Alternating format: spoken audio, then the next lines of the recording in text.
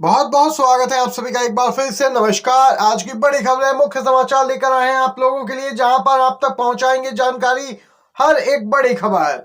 राहुल गांधी की यात्रा का नाम अब बदल गया है दोस्तों। इंडिया गठबंधन के तमाम नेताओं को यात्रा में शामिल होने का मिला है न्योता। 15 राज्यों की 100 लोकसभा सीटों पर कांग्रेस की नजर, बीजेपी को लग सकता है बड़ा झटका। विस्तार से आगे जानेंगे खबर। वहीं अपडेट में जानेंगे सुप्रीम कोर्ट के दो वरिष्ठ वकीलों ने खोला मोर्चा, ईवीएम पर आर पार का कर दिया है ऐलान। आगे जानते हैं पूरी खबर। वहीं दोस्तों, सीएम की बहन कांग्रेस में हुई है शामिल, बोली राहुल गांधी को प्रधानमंत्री बना के ही दम लूंगी। जी हां दोस्तों, आप सभी को इस प्रकार की बड़ी खबरें बताएंगे इस वीडियो में। आगे मुख्य समाचार आपसे छूटे नहीं, इसके लिए आप अगर चैनल पर नए हैं तो चैनल को सब्सक्राइब कीजिएगा। और आप भी मानते हैं कि ईवीएम के बजाय बैलेट पेपर से चुनाव होना चाहिए तो एक लाइक वीडियो को जरूर कर दीजिएगा दोस्तों, समर्थन दर्ज करवाइएगा।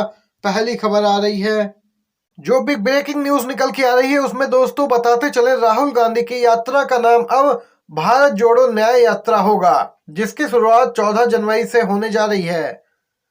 कांग्रेस नेता इमरान प्रतापगढ़ी ने कहा, देश में सबसे ज्यादा इस समय न्याय की आवश्यकता है।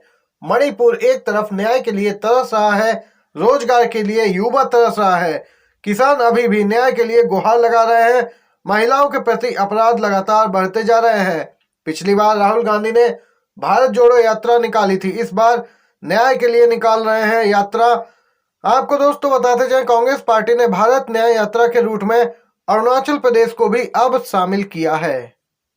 यह उन गोदी पत्रकारों को करारा तमाचा है जिन्होंने कहा था कि कांग्रेस ने आंध्र प्रदेश की अनदेखी की है। अब यात्रा 70 दिनों से भी कम समय में 6,700 किलोमीटर और 15 राज्यों को कवर करेगी। राज्य 15, लोकसभा की 100 सीटें जो बहुत ही महत्व रखती हैं, विधानसभा की 330 सीटें। मेगा शो 14 जनवरी से शुरू हो रहा है दोस्तों। सोशल मीडिया पर hashtag be support Rahul Gandhi भी ट्रेंड कर रहा है, हैशटैग भारत न्याय यात्रा भी ट्रेंड कर रहा है। ईवीएम पर दिन दोस्तों विवाद गहराता जा रहा है। सुप्रीम कोर्ट का रुख किया है वरिष्ठ वकीलों ने। सुप्रीम कोर्ट के वकील करेंगे ईवीएम हैक, झुकने को तैयार नहीं। जी हां दोस्तों, ईवीएम हैक करके दिखाएंगे सुप्रीम कोर्ट के वकील।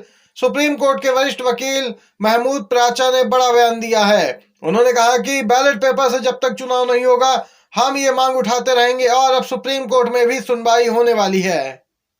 चुनाव प्रक्रिया में ईवीएम का इस्तेमाल किया जाना चाहिए या नहीं, यह एक अब तो लोकप्रिय बहस बन चुकी है। कुछ लोग चुनाव में ईवीएम के इस्तेमाल के पक्ष में हैं तो कुछ इसके खिलाफ हैं। इस पर अधिवक्ता महमूद प्राचा ने बड़ा बयान दिया है। कहा कि अगर ईवीएम के खिलाफ सड़कों पे अभी नहीं उतरा गया तो 24 में यहाँ पे लोकतंत्र बचाना मुश्किल हो जाएगा। और बीजेपी जैसा कह रही है 400 से ज्यादा सीटें जीत जाएगी, इसीलिए उन्होंने कहा कि सड़कों पे उतरने की तैयारी भी करनी चाहिए। दोस्तों, आप सभी को बताते चले, सोशल मीडिया यूजर्स कह रहे हैं सही है। बेहद सीनियर अनुभवी लॉयर के स्टेटमेंट पर इंडिया गठबंधन को गंभीरता से सोचना चाहिए और ईवीएम के बहिष्कार का आंदोलन तेज करना चाहिए। सड़क पर उतरे, वैसे भी संसद भवन से तो बाहर हो चुके हैं। तो वहीं 6 जनवरी को दिल्ली के जंतर मंतर पर भी मेगा प्रदर्शन करने की तैयारी है दोस्तों। यहाँ पे जोरदार प्रदर्शन देखने को मिलेगा ईवीएम बैलेट पेपर मामले पर। अब बात करते हैं इंडिया गठबंधन को लेकर। इंडिया गठबंधन में जहां सीट शेयरिंग पे मंथन चल रहा है, उसी बीच नीतीश कुमार को गठबंधन में बड़ी जिम्मेदारी देने की तैयारी है। सुगबुगाहट तेज है। इंडिया गठबंधन के शीर्ष नेताओं में संयोजक पद के लिए आपसी सहमति बन चुकी है।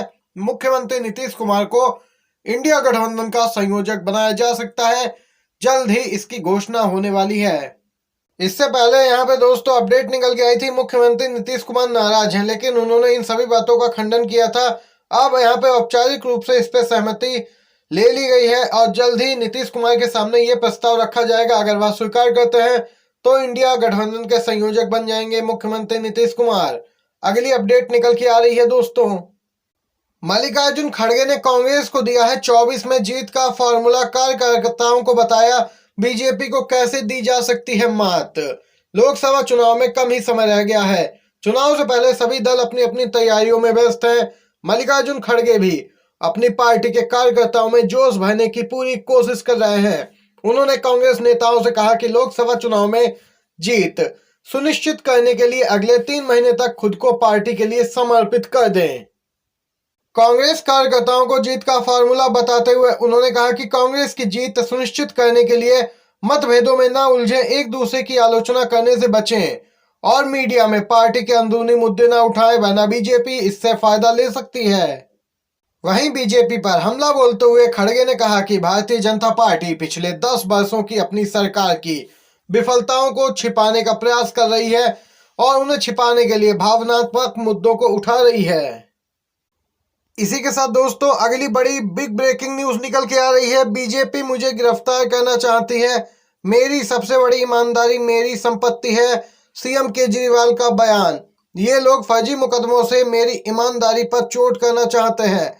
हम बीजेपी की इस गुंडागर्दी और तानाशाही के सामने नहीं झुकेंगे। सीएम केजरीवाल ने कहा कि मेरा एक एक कतरा देश को समर्पित है, हम ईमानदार हैं और जी जान लगाकर भाजपा के इस अन्याय से लड़ते रहेंगे। इस पूरे मामले पर शिवसेना यूबीटी के सांसद संजय राउत का बयान निकल के आया है। बोले हैं जिस प्रकार की तानाशाही केंद्रीय एजेंसियों के माध्यम से सरकार कर रही है, पूरे देश ही नहीं बल्कि पूरी दुनिया देख रही है कि भारत में लोकतंत्र की स्थिति क्या है।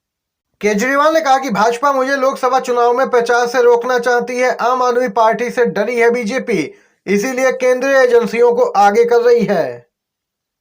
इसी बीच दोस्तों राज्यसभा की विशेषाधिकार समिति की बैठक 9 तारीख को, सांसदों के निलंबन पर बड़े फैसले के आसार। शीतकालीन सत्र के दौरान राज्यसभा से भी 46 सदस्यों को निलंबित किया था। इनमें 11 सदस्यों का मामला उच्च सदन की विशेषाधिकार समिति को भेजा गया है। इस समिति की अध्यक्षता उप सभापति हरिवंश के पास है। ये अपडेट निकल के आई है दोस्तों, बड़ा फैसला होने वाला है। जिन 11 सदस्यों पे ये मामले उठाए गए हैं उन पे ज्यादातर बीजेपी सांसदों ने ही आरोप लगाए हैं। दोस्तों बिग ब्रेकिंग न्यूज, बड़ी खबर निकल के आ रही है। आंध्र प्रदेश के मुख्यमंत्री की बहन वाईएस शर्मिला कांग्रेस पार्टी में शामिल हुई हैं। बोली है राहुल गांधी को पीएम बनाने तक यहाँ पे चैन से नहीं बैठेंगे। राहुल गांधी को पीएम बनाने के लिए शर्मिला ने थामा है कांग्रेस का दामन, बहन को नहीं मना पाए जगन मोहन रेड्डी। शर्मिला आंध्र प्रदेश के मुख्यमंत्री वाईएस जगन मोहन रेड्डी की छोटी बहन है। कांग्रेस का दामन थामने के बाद उन्होंने कहा कि राहुल गांधी को प्रधानमंत्री के रूप में देखना मेरे पिता का भी सपना था और मैं इसके लिए काम करूंगी। बिहार के डिप्टी सीएम तेजस्वी यादव का पीएम मोदी पर जोरदार हमला, कहा वे सिर्फ भाषण देते हैं, उन्होंने रेल सेल सब बेच दिया है, अपने मित्रों को सौंप दिया है। डिप्टी सीएम तेजस्वी यादव ने बीजेपी को घेरा है। उन्होंने कहा कि 15 लाख रुपए गरीबों के खाते में देने की बात कही गई थी, काला धन वापस लाने की बात कही थी, ये कुछ नहीं कर पाए, ना ही कुछ ला पाए हैं। ललित मोदी, नीरव मोदी जैसे लोग बैंक लूटकर विदेश चले गए और चौकीदार ने क्या किया, चौकीदारी भी सही से नहीं कर पाए। तेजस्वी यादव ने बीजेपी पर जोरदार हमला बोला। दोस्तों ये आज की बड़ी खबरें थी, मुख्य समाचार इस वीडियो में आप सभी ने जाने हैं। वीडियो पसंद आया हो तो एक लाइक जरूर कीजिएगा, शेयर कीजिए अपने दोस्तों के साथ भी। आप सभी का धन्यवाद। जय हिंद, जय भारत।